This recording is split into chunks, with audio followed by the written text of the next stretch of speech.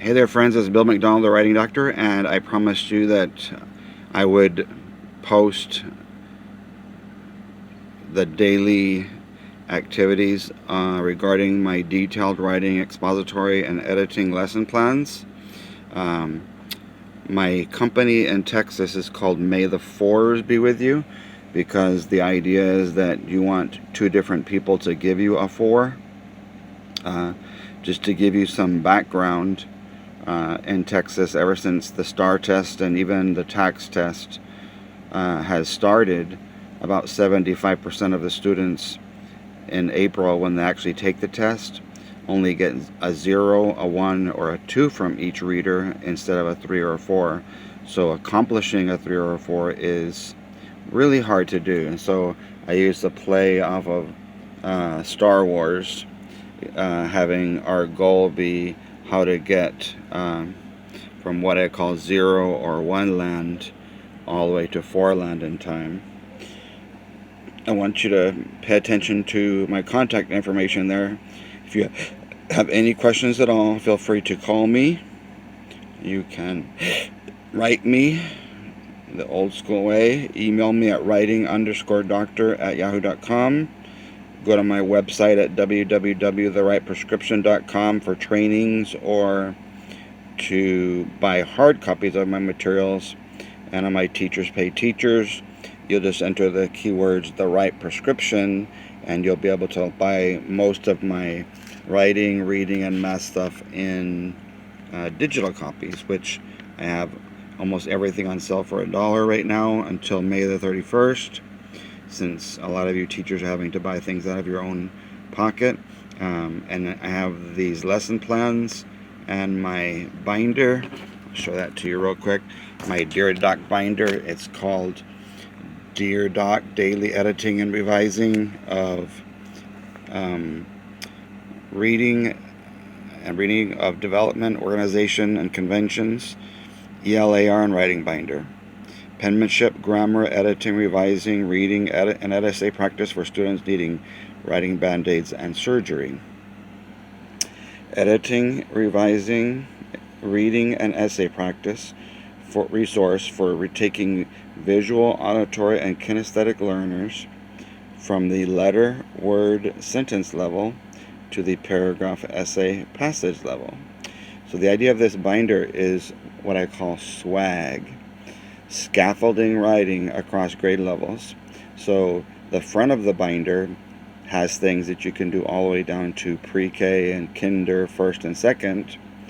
But it also is there because sometimes a writing teacher in 4th grade or 7th grade, 9th or 10th, the ones that are responsible for taking the test next year, the last year, they have to sometimes do surgery. So in my next video, I'll go ahead and show you from the beginning what I would call lesson 1. But let's take a look at what I have here on page, what we'll call 0. It kind of has broken down the 14 weeks that I've decided to use to focus on quality over quality, quality over quantity. It's not how many essays you write, how many lines you fill, how many times that you write a week. It's how well you're teaching your students to write each part of the process. And so in week 1, it's expository, understanding the purpose, the prompt, and the I have the word prompt there twice. Okay, what I meant was understanding the purpose, the process, and the prompt. So just write that word in there, using your palm to understand the purpose, the process, and the prompt. Okay, in my graphic organizer, it sort of mentions that in the, I call it the revising graphic organizer, and in the middle of the hand it has in red palm, purpose, prompt, paragraph, and passage. The red light would be the prompt. also, and everything in an essay ties together. So the reason that T is red is it's the topic. In a passage, the top part might be the title, which helps you understand the topic. The reason we have yellow there is for expository. The yellow light is we have to have an idea about the topic that we turn into a central idea statement in 4th grade, a controlling idea statement in 7th grade, a thesis statement in 9th grade, or a position statement in 10th grade.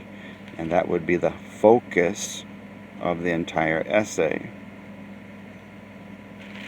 And then for reading teachers, you might call it the summary. And sometimes in reading, the summary is just some of the passage that they're asking about, and sometimes it's all of it. Well, for expository, we have to do the process of all of it, but I just recommend one at a time. So what you'll see is a breakdown of each month.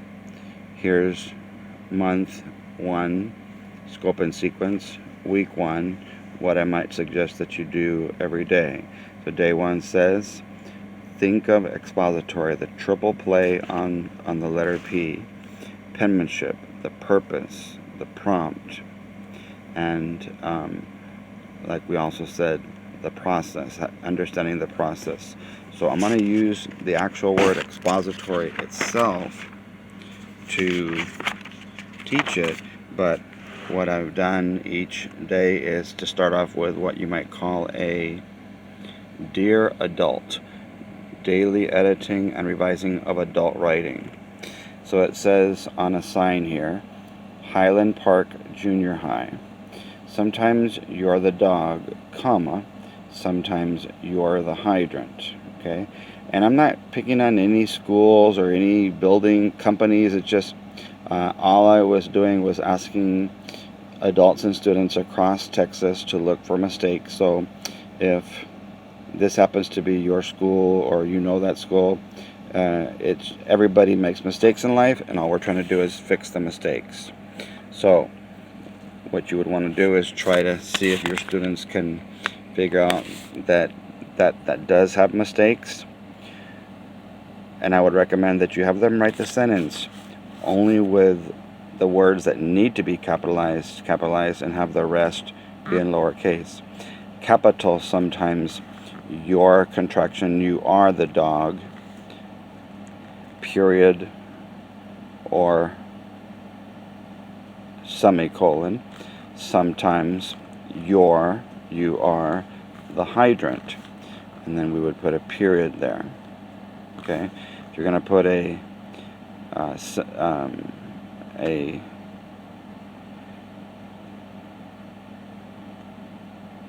period, then you would need the capital. If you're going to use a semicolon, then what you're saying is, I have a complete thought, followed by a pause, which we'll call yellow, and then another thought that completes the thought that we began in the first place. So let's take a look. In the summer of 2015, TA released the 9 ways to get a 0. And what I've done for you is, if you look at each of my red that I threw in here, it's got different letters in the word expository, so that your students can see several reasons why. And so what I would suggest that you do is maybe make a copy of page 5. It's got the TA copy of all the reasons why a student can get a 0. So the idea here is, before I teach you what expository is, I'm going to teach you what expository is not. And so on page 6, I have a 4th grade version of the prompt, and you're going to notice it does have the word the purpose expository up there. It just doesn't have the word purpose. And here's a secondary prompt. because secondary prompts in the be sure to section will say controlling idea, it'll say thesis for expository. Since we're only talking about expository, it's not going to say position here. So we're not talking about persuasive, I'm sorry. So, alright. So before we even get into the prompt, let's talk about the letters in the word expository very quickly. Okay? If it's blank, E for expository. If it's empty, then of course they have to give your kids a 0. You can't turn in a blank sheet of paper.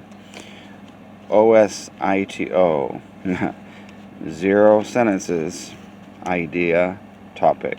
They read the whole essay, because remember I said the red light is the topic, the yellow light is the idea. So if I read your essay and I cannot find any sentences that talk about the topic, then I have to give you a 0. An I in expository, there's one I. It's as if it's indecipherable.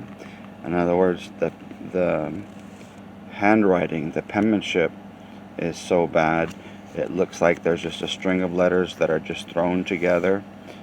Sometimes it's illegible instead. It again could be the handwriting, or it could be the grammar, could be the penmanship.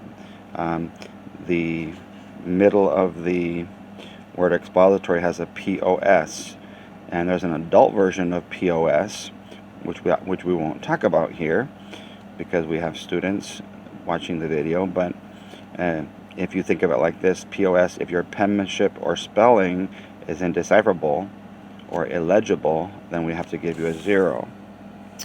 The letter E for English. S for Spanish. If they're asking you to write expository in English and you write it in the keywords here, primary in a language other than English, then they have to give your kids a 0. If there's insufficient, another I, or just not enough there, there's often less than 2 lines. It's so brief that there's not even enough there to be able to give a grade to. The letters O and O, 0 original writing. Expository has 2 O's. Expository. If all the student does, for example, is writes the read section, the think section, the be sure to section possibly, or all they do is maybe write another portion of from an editing or revising passage, or like it says here, they just write an entire song or an entire piece of a book instead of their own writing, they're going to have to give them a 0. Does not write in prose. Okay, so think of prose as poetry. It can't be in the form of a poem. It can't be poetry. Note, a story response to the prompt would be a 1, not a 0, under wrong purpose. Okay, so that's also a P, but if you respond to the prompt with an idea, but it's a story, they give you a 1 for wrong purpose. And then the last one, an I and the R of expository, I refuse, or they tell you why, the last letter of expository, why do I have to write this?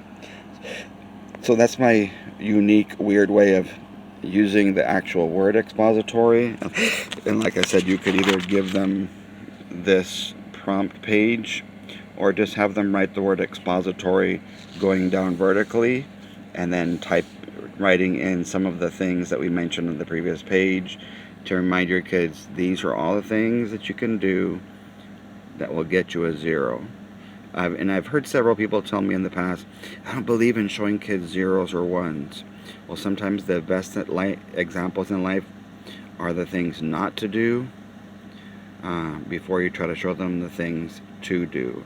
Because I've met a lot of bad examples in my life, and before we get started with what we need to do, I thought it might be nice to show your kids this is what happens if you do these things in your attempt to write an expository.